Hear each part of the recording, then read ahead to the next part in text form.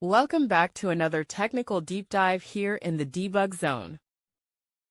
Today we're tackling a big question and breaking it down with insights from other users. Hopefully this clears up some misconceptions and helps you get the answer you need. So buckle up, stay a little curious, and let's jump right in.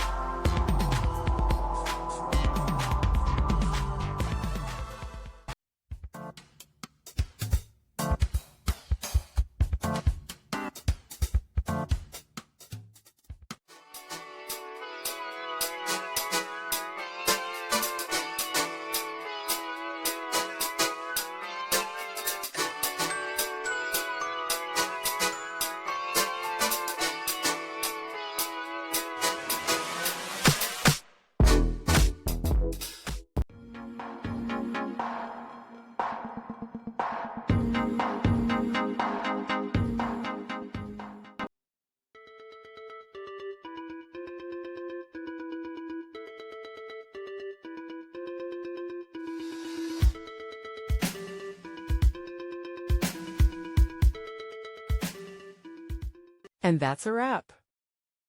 I hope you found the answer you were looking for. If you did, take a second to hit that subscribe button. It really helps out.